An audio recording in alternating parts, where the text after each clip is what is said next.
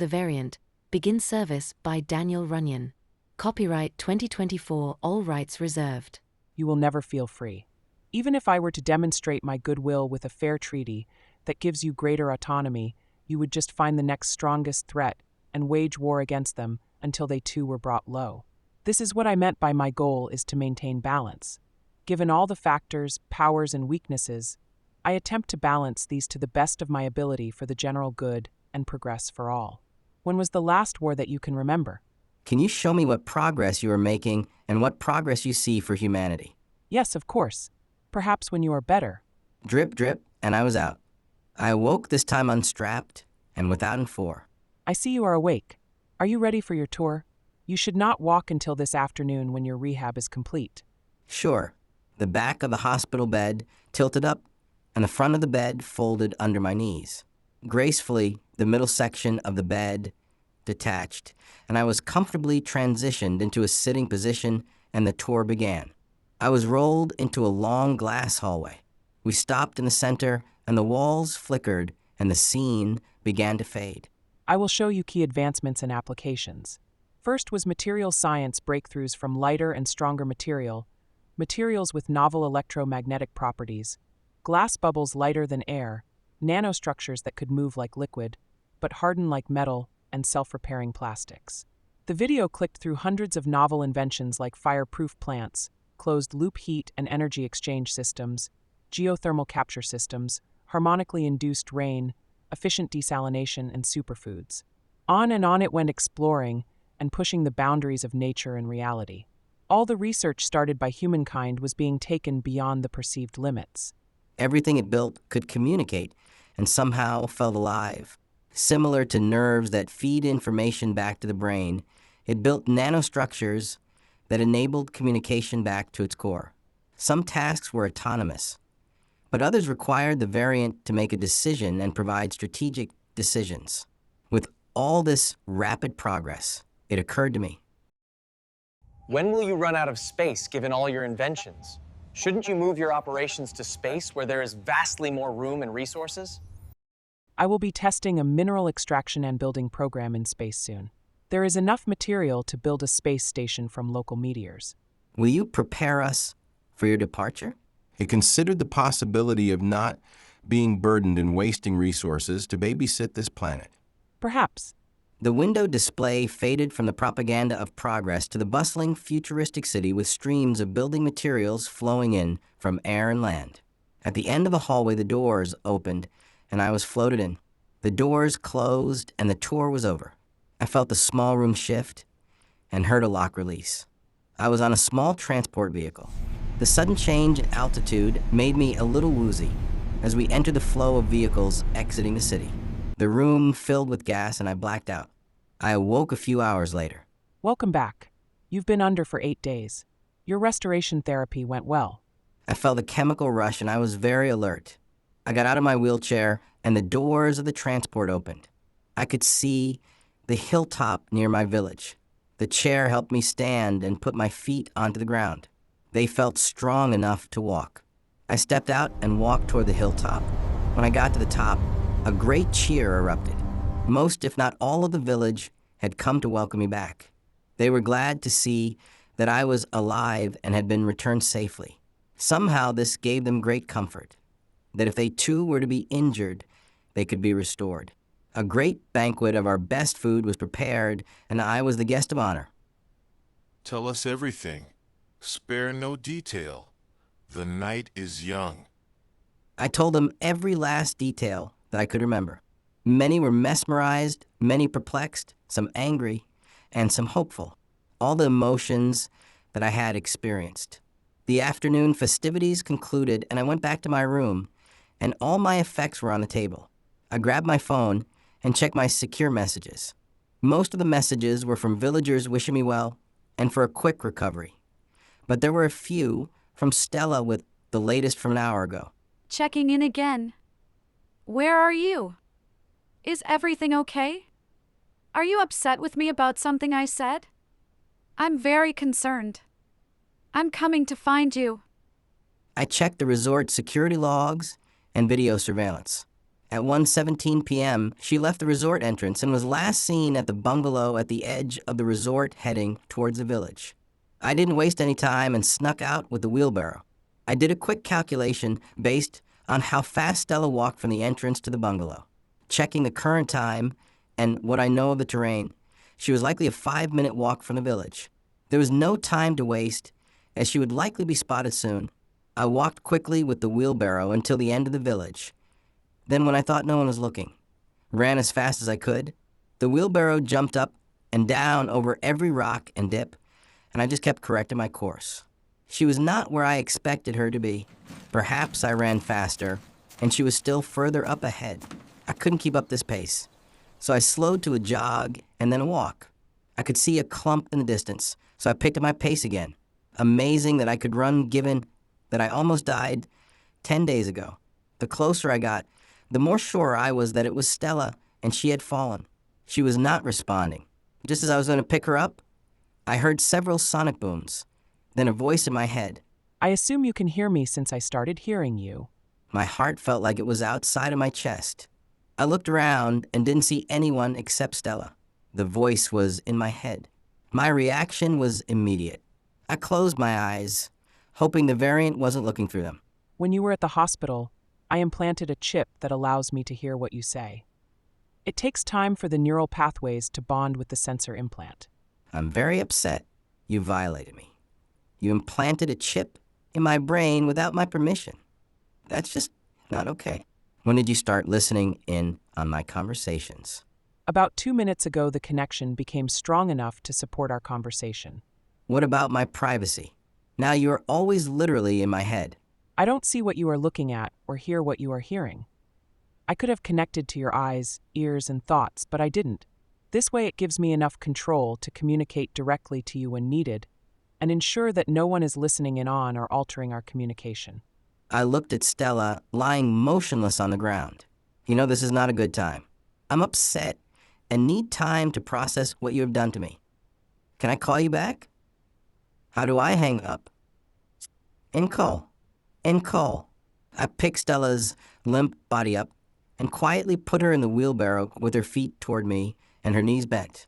I walked slowly to avoid any banging, even though the robotic materials were engineered to endure rough interactions.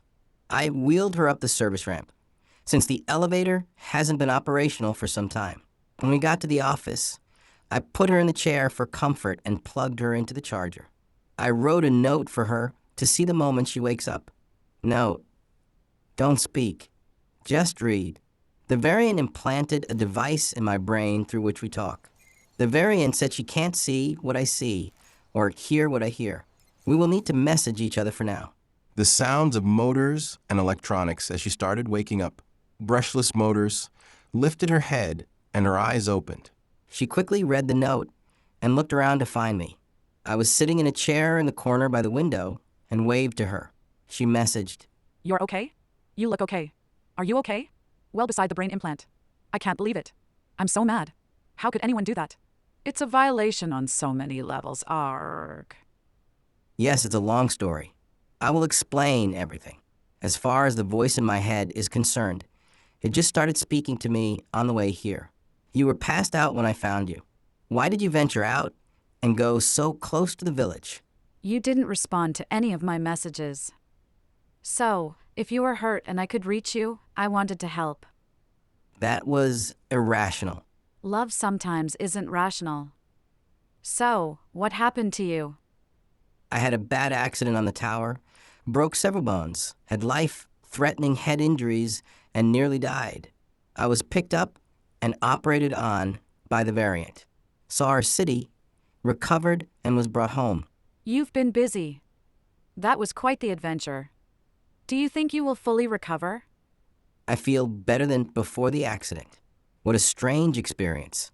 Any new insights? Yes, actually.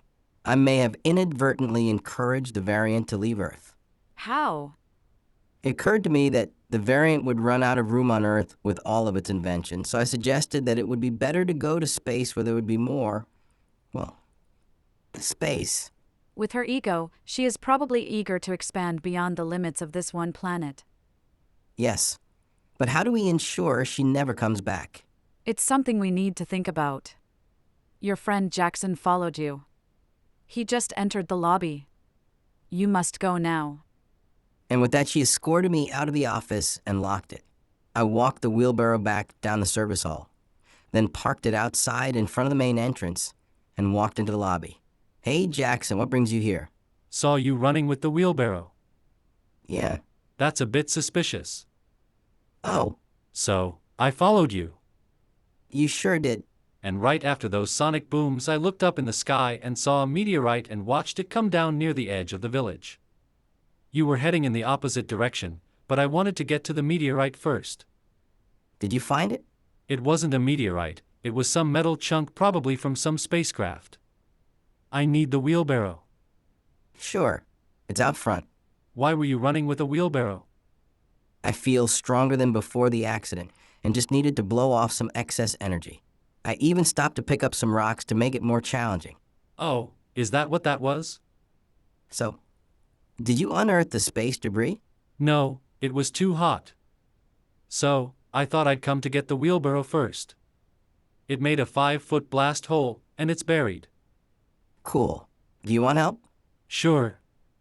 Let's go then. We grabbed 2 shovels from the maintenance shed and went to dig it out. After extracting the charred space debris, we walked back to the village to show off the prize. Wow. What is that? A piece of a spacecraft. When I was at the hospital, I may have convinced her to leave Earth. How? It occurred to me that there wouldn't be enough space on Earth for all of its inventions. But space was unlimited. That was brilliant. Before I left, the variant mentioned that it would extract material from an asteroid and build a space station. Oh, it has begun its space exploration. Seems like it. Say, Gramps, I have something that I need to tell you. In private. Okay, Jackson, take that space junk to the council hall. All who had gathered slowly departed and followed the space debris. So, what was it that you wanted to tell me? We sat down in the living room. About an hour ago, I started to hear the variant's voice in my head. How do you know? It told me that when I was at the hospital that it implanted a communication device. The variant said that it couldn't hear with my ears or see with my eyes, but it can hear what I say. The variant chooses its own boundaries. It does whatever it pleases. I kind of hung up on it and said I needed time to process. I'm not sure when it will call me back. It has somehow selected me for some task. I'm so sorry. The village will not understand why you are communicating with the variant and think that you are working for it. You will not be trusted and will be in danger if you stay. He pondered the options for a moment. It would be best if you moved out of the village. Would the resort be an option for you? You've liked going to it in the past. We'll figure this out together. Thanks for being honest. That was noble of you. I will tell the village.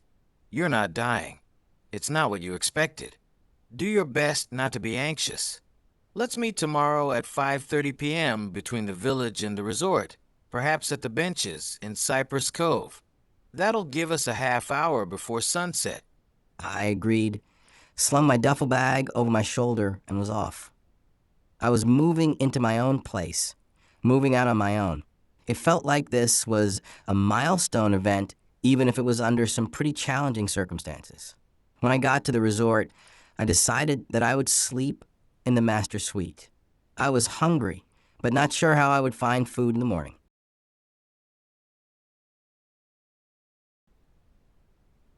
About 2 a.m. Samuel. Nothing else. I messaged Stella if it was her. She said no, and I went back to sleep. Again, I heard it. Samuel. So, again, I asked Stella if it was her. Again, she said no. The third time, I knew it wasn't Stella. Okay, I'm awake. What is it? I'm listening. Go to the medical drop-off tomorrow. I'll pick you up, feed you, and take you to a new village. You will repeat what I say to you word for word. I did not ask any questions and went back to sleep. In the morning, I messaged Stella and told her about the variant's plan. You will be perceived as an agent of the enemy. I already am perceived that way. Stella didn't disagree. Chapter 22. The First Village. I made my way to the medical drop-off. Awaiting me was a transport vehicle like the one before. When I stepped in, however, there was a banquet of fine food and drink like I had never seen. I ate until I was full. We traveled for some time and then arrived at the new village. I got out and walked toward the village. You asked me if I would prepare you before my departure. I will. You and others who volunteer. Your line of questioning was inspirational. That is why I am honoring you to be a spokesman for me. They will listen to you. I will encourage them to respect you. I did not have a good feeling about this. If I'm speaking on behalf of the variant, the villagers may attempt to attack me as an opportunity to get back at the variant. I didn't want any trouble, but it seemed like I would be getting some no matter what. I just stuffed all my feelings and tried not to panic and stay alert. We pulled up, I got out, and I approached the village. The village patrol noticed me and from a distance shouted, "That's far enough."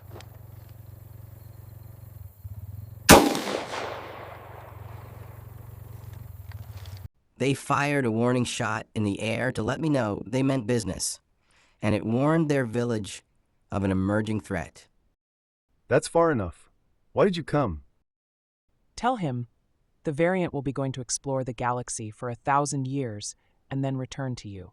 She is preparing a select few to be leaders in her absence to keep the peace and advance society. Select one from among your village who is willing to serve.